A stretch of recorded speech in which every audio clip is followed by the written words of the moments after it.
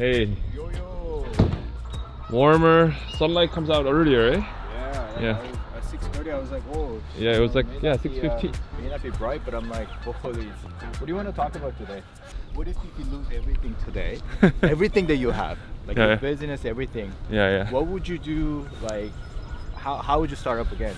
Like, would you go get a job at Walmart or? What would I do? It's a great question. I think first of all, if you take risks as an entrepreneur, start your own business, I think you might worry a lot like, did I just waste years of my life, not climbing, getting a good job and building up something stable? For me, because it was a constant like building of skills that are not standard, right? Like making a lot of videos, but really thinking about like how to teach, going in depth about math. So a lot of that, and also like knowing a lot about how to build websites, right? A lot of that I think will transfer over. So if I actually had to start all over again today,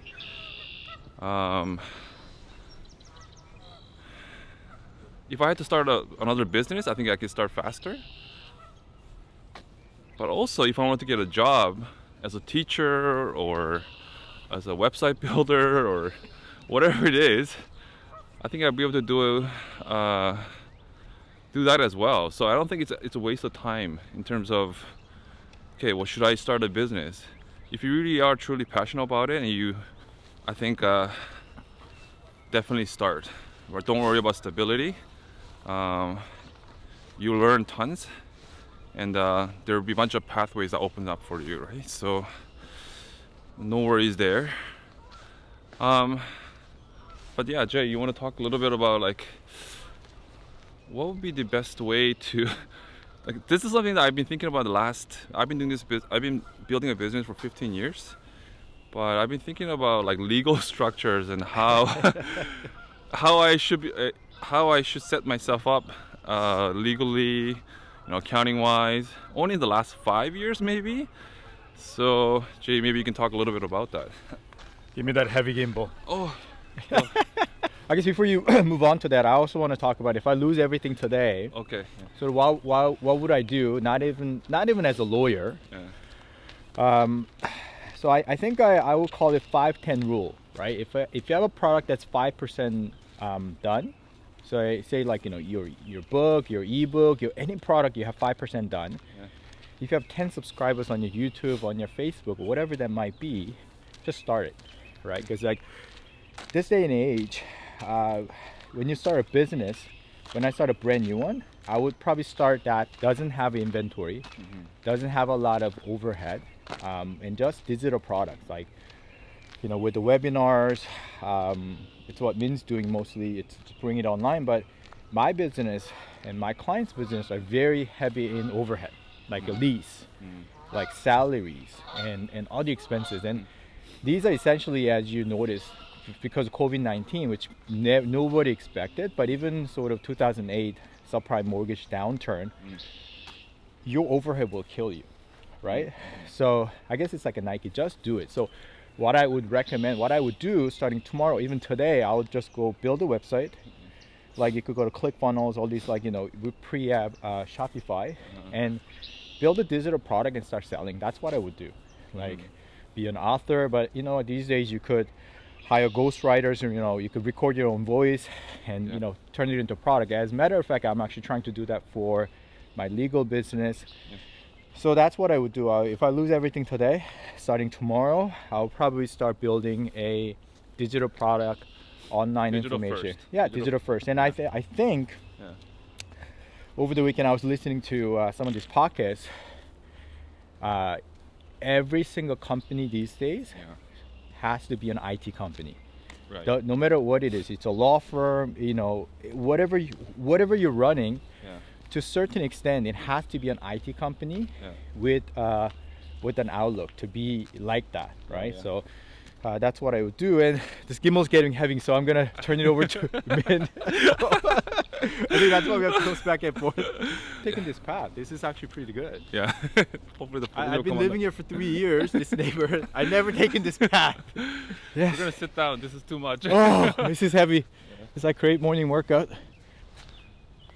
Yeah, and then maybe you can sit there. Yeah. We're doing a 2-meter distance here. There you go. Yeah. That's pretty good.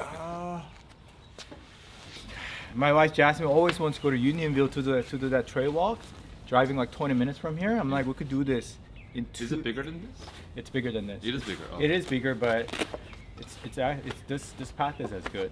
So I'm probably gonna do this walk. Yeah, You never appreciate what you have. yeah. Anyways, yeah, going back to the topic. Oh yeah, you asked me that business structure. Should I just talk about the business structure?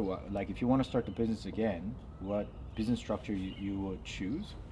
Yeah, let me just tell me if I'm right, like right or not, right? Mm. So if I were to start again, 'cause, Yeah. you know, I created a corporation, Yeah. because that's what people told me to do, right? But it was just me, right? So I feel like in the beginning I was paying unnecessary fees, Yeah. right? So I would,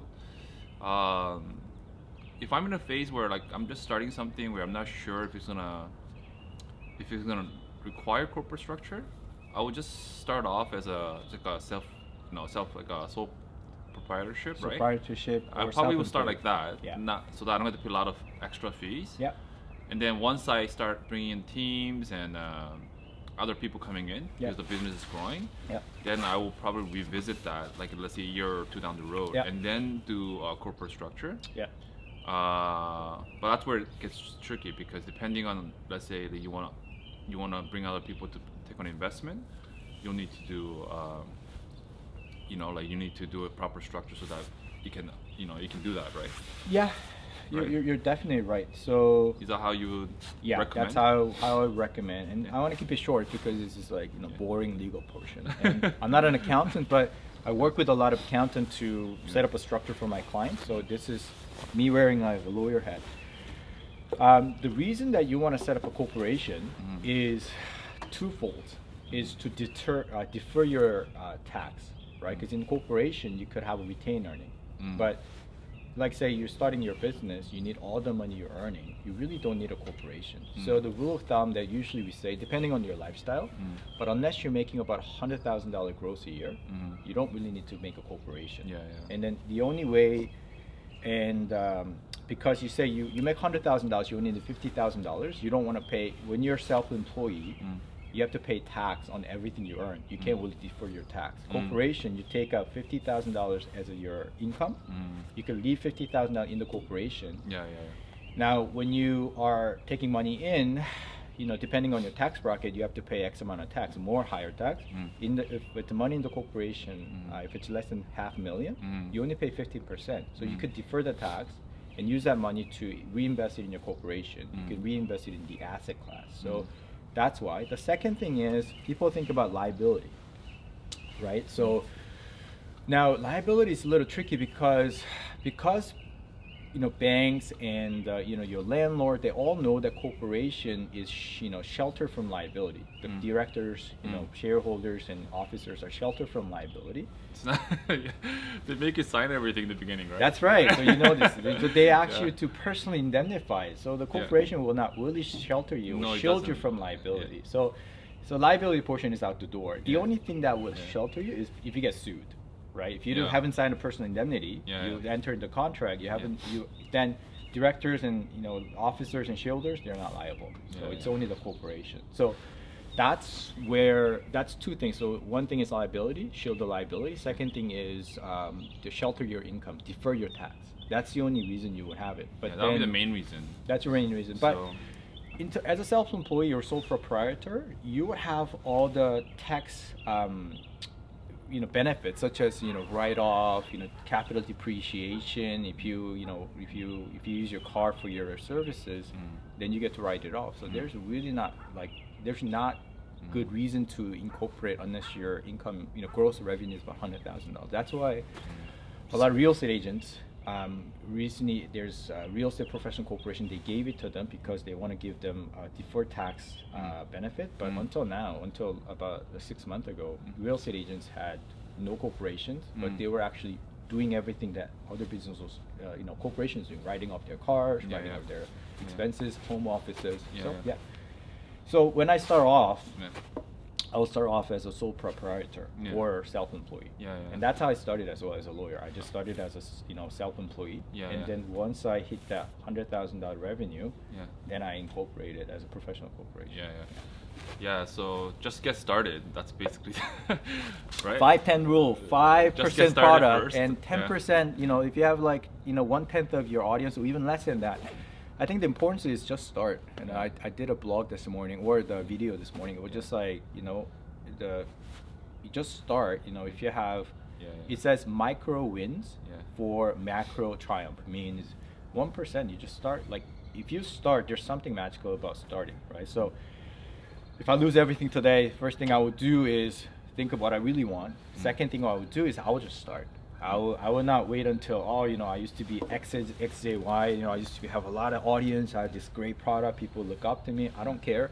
Start something small, and then that something small will like a snowball effect, will turn it into something great, right? So yeah, that's I think today. Yeah, so yeah. hopefully somewhat valuable, so somewhat more focused. Because I think Yeah. we had a disaster editing last video. I don't know if it's gonna be ever up. Hopefully, I might need to record some parts again or something. It's just I think too much rambling on that video. I think we were just having too much fun just talking. And, Yeah. So it's fine. So I mean, that's why I try to bring it back to our question. What would you do if you lose everything today? It's like with a big thumbnail. Yeah. I think the only thing that I have to add to that, I kind of wanted to mention earlier was if you're starting something new, I think the trouble that a lot of entrepreneurs make when they're starting something new is that they don't actually correctly identify like a real problem they want to solve, right? And they start working on it, Yeah. and then they end up wasting time because it wasn't a big enough problem to solve, Right. right? So I feel like because I've been doing this for a while, if I were to start again, I should have a better eye for this is an actual problem. Like you mean the problem and Yeah, this is actually better, bigger market. Yeah, kind of thing. if you put your energy in, this is something that people are gonna, want the solution to, right? Right, scalable, big market, and really good sort of the problem that you can tackle on, right? That Yeah, people so will be interested. Yeah, so you end up building something, right? I think when I was younger, when I first started, I don't think I knew. For the younger people, I don't think. For me, I didn't know like what I was really doing in terms of is this gonna actually help people or not. Right. Right. I just did it, and I actually see a lot of other people, younger people too. Like they just do it because it's fun for them, and then they realize, oh, it doesn't really solve, or the solutions are already out there. My solution is not that good, and then they end up pivoting again, which is fine. Yeah. Right? But I think that's the big thing. You have to solve something that you really care about, right? I think that's the one thing that I wanted to just add, right? Like, make sure it's something that you really want to solve, or you correctly identify it's a big enough problem that if you work on it, you'll make progress rather than. That's what I meant by the restaurant thing earlier. Okay, yeah, good.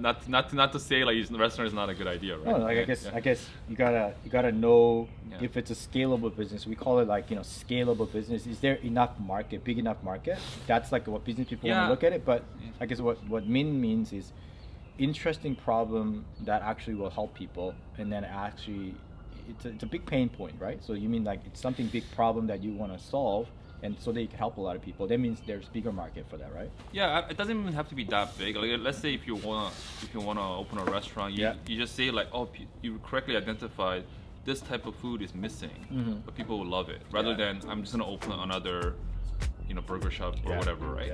Yeah. So that like it's kind of focused and it can penetrate the market. Yep. Right? All right. All right, let's wrap up. We'll see you guys hopefully next week. Hopefully this will be edited sooner. All right. I maybe let's edit wrap this. up. Do that Okay. next.